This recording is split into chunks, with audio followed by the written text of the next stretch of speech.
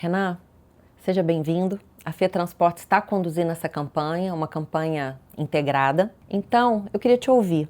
Qual a importância do trabalho integrado entre o setor produtivo, o poder público, a sociedade civil, para que essas ações de segurança viária elas sejam realmente eficazes e capazes de preservar a vida? Bom, a nossa dedicação ao tema é total, né? Nós, como representantes de empresas de transportes, passageiros, cargas, em diversos modais, né?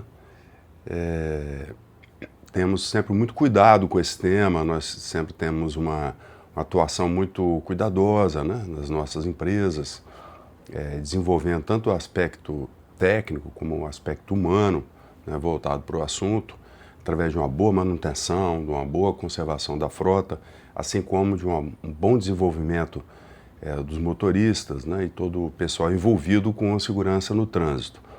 Mas nós entendemos que isso é apenas um elo da corrente, né? Nós temos que transformar isso no esforço de todos.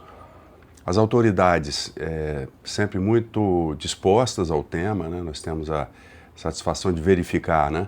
Tanto em diversas entidades de polícia, né? De fiscalização, Polícia Rodoviária Federal, a Polícia de Trânsito, né?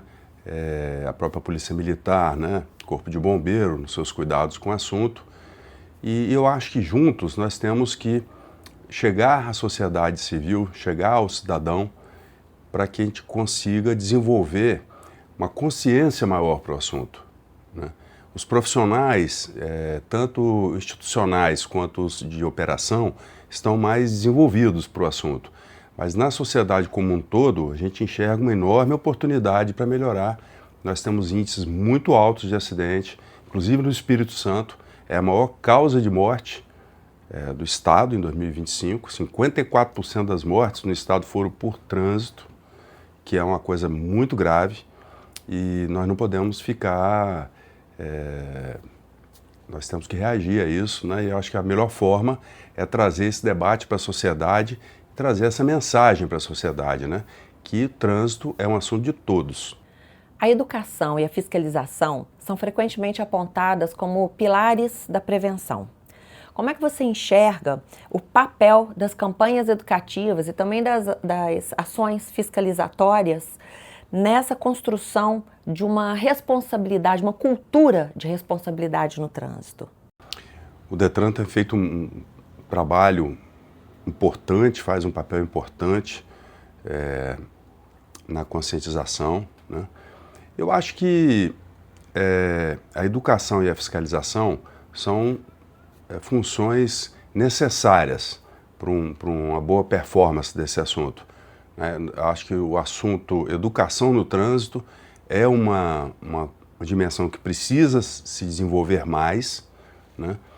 E a questão da fiscalização, nós temos que aceitar a fiscalização. A fiscalização é necessária. Nós, como seres humanos, precisamos de limites, né, nesse assunto. O ser humano precisa de limites. Você tem educação, mas precisa alguém te lembrar que isso é de verdade, que isso é a sério. Então nós temos que ter respeito pelo papel da fiscalização, do fiscalizador e que, né, junto com a educação e também com a engenharia de trânsito, né, fazem o tripé, a base fundamental para uma boa performance de segurança no trânsito. Do ponto de vista do transporte profissional, que envolve grande circulação de veículos, uma responsabilidade operacional também grande, quais são as práticas e cuidados que são necessários para poder garantir a segurança nas estradas e também nas cidades? Não, para todo o transporte, profissional ou não, uma boa via, sem dúvida, é fundamental, né, para uma viagem mais segura, né? A exposição ao risco numa infraestrutura mais bem desenvolvida, essa exposição é muito menor, né? Então, sem dúvida, tanto o desenvolvimento do contrato da 101, né, com as notícias recentes, quanto as perspectivas de melhoria da 262, né, já no médio e longo prazo, vão trazer uma condição melhor. Mas, mesmo assim, é importante salientar que acima da engenharia está a consciência do motorista. né? Uma boa via ajuda em muito, né? Às vezes uma via mais bem estruturada perdoa mais, né? Um pequeno erro ou até um erro, mas no centro desse assunto é o ser humano. O ser humano é que pode mudar esse jogo, inclusive se comportar bem mesmo quando a infraestrutura não é ideal. Mais ainda ele tem que ser cuidadoso quando as vias são mais estreitas, não é pista dupla, temos curvas e às vezes até situação de pavimento que não são as ideais. Mais ainda, o ser humano precisa dar a sua contribuição. Então, a engenharia vem para somar, né? Mas continua na mão do ser humano uma melhor performance no trânsito e nós precisamos acordar para isso, nós precisamos aumentar esse nível de consciência. Nós temos um nível de uma performance com acidentes de trânsito e vítimas muito fora do ideal, então a gente precisa acordar para isso. Eu acho que a palavra certa é consciência, né? Nós como profissionais ou como cidadãos, né? Ir para a estrada saber que está nas nossas mãos, né? Que nós temos que ter disciplina, temos que ter respeito às leis de trânsito, temos que ter paciência, né? E, sobretudo, cuidado, né? E respeito com a própria vida e com a vida dos outros.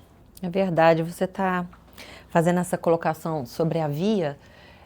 Eu vi um dado, agora estou na dúvida se foi a PRF ou a Ecovias que trouxe esse dado para a gente, de que eles têm mensuração de trechos que foram duplicados e aí o motorista adota uma velocidade mais alta, acima da velocidade permitida na via, porque o fato de estar duplicado trouxe para ele uma falsa segurança de que ele podia tomar uma decisão ruim de aumentar a velocidade. Então, eles passam a ter acidente naquele trecho, não pela falta de duplicação ou por causa de uma ultrapassagem, mas por causa da velocidade, da alta velocidade adotada. Pois é. Volto a dizer, a consciência do ser humano está acima do benefício, de qualquer outro benefício, né? Inclusive o da engenharia. Obviamente, a engenharia ajuda muito e nós não podemos abrir mão disso, nós precisamos desse desenvolvimento, mas continua nas mãos do ser humano virar esse jogo. Do ponto de vista do transporte profissional, ele envolve grande circulação de veículos, uma responsabilidade operacional.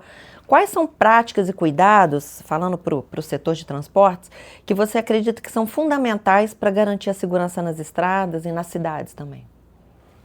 Todas as empresas, né, tanto de passageiros quanto cargas, rodoviária ou mesmo sistemas urbanos, têm sempre uma dedicação grande, né, como eu falei, tanto a manutenção quanto o desenvolvimento da equipe.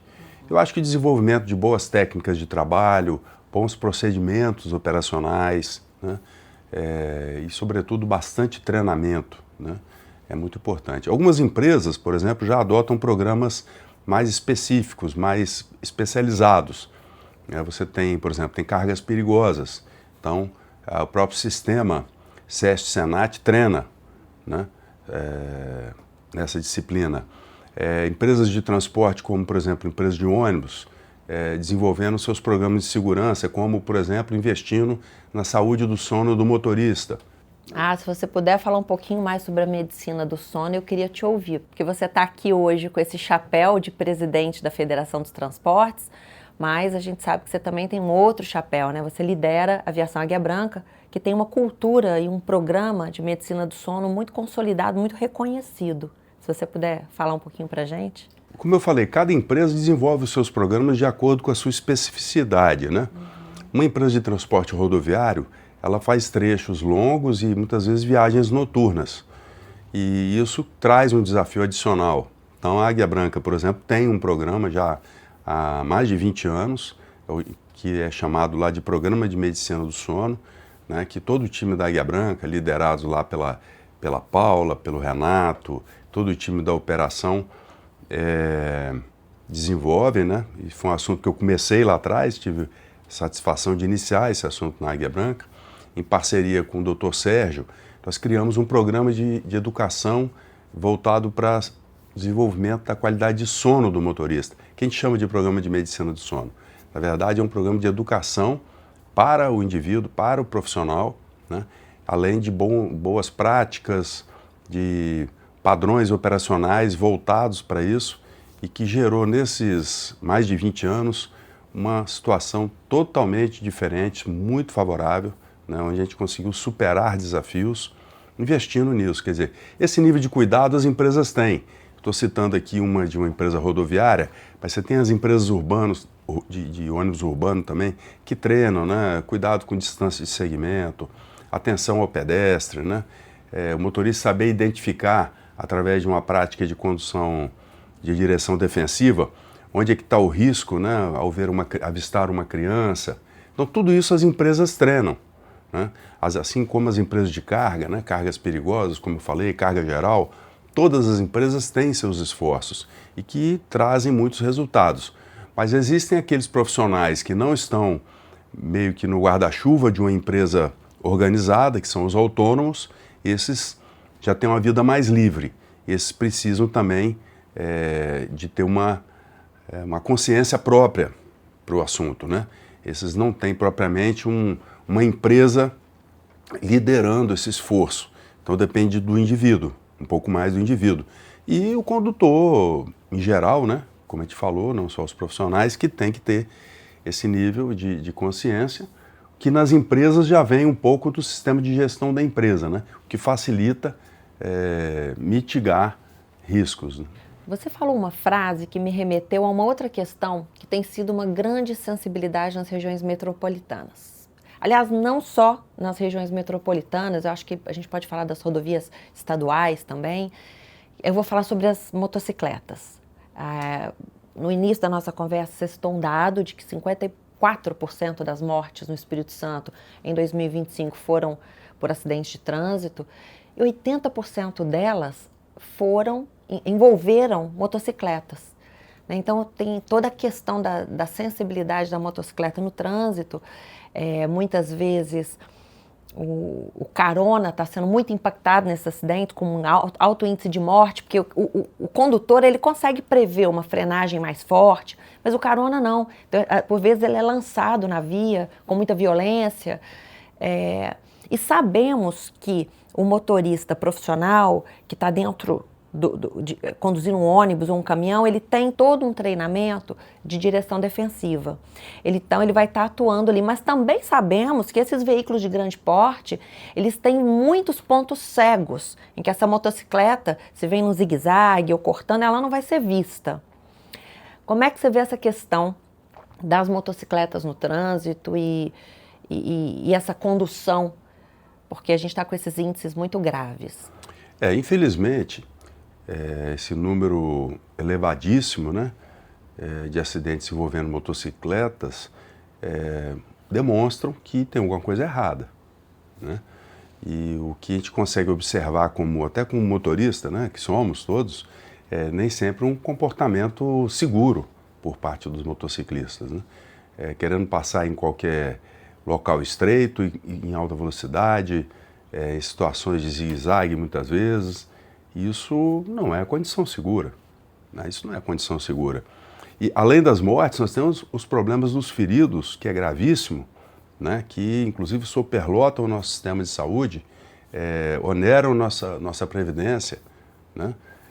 Muitos acabam ficando com dificuldade de trabalhar depois de um acidente. Impacta a estrutura das famílias, porque muitas vezes um jovem, esses acidentes têm acontecido com jovens entre 18 e 25 anos, com muita importância, esse recorte dessa faixa etária, são jovens que deveriam estar trabalhando, apoiando suas famílias, mas que na hora que se acidenta, tem que passar por uma série de cirurgias, fica anos ali demandando ajuda materna ou de familiares que deixam de trabalhar. Mas isso vem de um conceito, de uma falta de consciência daqueles que utilizam as motocicletas. Não quero falar de todos, né? Nós temos bons motociclistas também, nós temos muitos que falta consciência. Nós podemos ver isso nas ruas, né? E como se a vida deles não tivesse ali exposta. E a primeira exposição é a própria vida. Então eu acho que é uma questão realmente que precisa de muito trabalho de conscientização. Eu acho que a gente começou nos últimos 20 anos, né, de uns 20 anos para cá, multiplicar o número de motos nas ruas do Brasil. Em outros países que nós tivemos a oportunidade de conhecer, muitas coisas que são comuns aqui no Brasil não são sequer permitido lá, como trafegar pelo corredor, por exemplo. Isso é uma coisa, é um jabuticaba, né? O Brasil Alguns outros países fazem isso também, mas não muitos, né? Os países que realmente cuidam da segurança, por exemplo, não permitem essa prática. E no Brasil hoje a moto tem como se tivesse liberdade para tudo, né? Você inclusive tem que cuidar da sua direção e está cuidando do motociclista do lado também, que é natural que cuide, mas eles contam com um ambiente que muitas vezes se torna perigoso. Então eu acho que a motocicleta é um meio de transporte que merece respeito, inclusive está prevista nas normas de trânsito, mas eu acho que é um setor que falta conscientização. Bom, para a gente fechar aqui esse bate-papo, eu queria falar de legado. Qual o legado que a FETransportes pretende deixar quando a gente fala em segurança viária? Qual a mensagem que você gostaria que permanecesse com a sociedade sobre esse compromisso permanente com a vida no trânsito? Eu acho que a vida no trânsito é o primeiro compromisso de uma organização de transportes. Nós somos uma organização do transporte profissional, né? Nós somos a Federação dos Transportes do Estado do Espírito Santo, e que congrega 7 sindicatos e uma gama enorme de empresas. Então, acho que o nosso primeiro compromisso é com a segurança no trânsito. Acho que é o compromisso número 1 e eu gostaria de deixar esse legado aqui para que a gente pudesse estar sempre desdobrando isso em parceria com os outros órgãos. Nós não conseguimos fazer isso sozinhos e eu acho que estamos atrás dessa parceria e quero continuar nessa estrada. E para a sociedade civil, para cada um de nós enquanto motoristas, qual que é o seu recado? Eu acho que quando a gente sentar num carro, num banco de uma motocicleta, nós temos que lembrar que está em jogo é a vida humana, né? Muito mais do que a nossa pressa, do que a nossa ansiedade, do que a nossa vontade de chegar rápido e os nossos pensamentos que nem deviam estar ali naquele momento. Então, o transporte é uma coisa que requer atenção, né? Concentração e consciência. Acho que essa é a mensagem. Eu, como qualquer motorista, que aliás adoro dirigir, quando sento no carro, vou para a estrada, a primeira coisa que eu faço uma oração e peço para Deus me dar paciência, né? Discernimento, para que eu possa encontrar cada curva e cada situação de risco com o devido cuidado. Então acho que é um exercício que todos deveriam, do seu modo, fazer. Muito obrigada por essa conversa. Obrigada. Obrigado a você, senhor.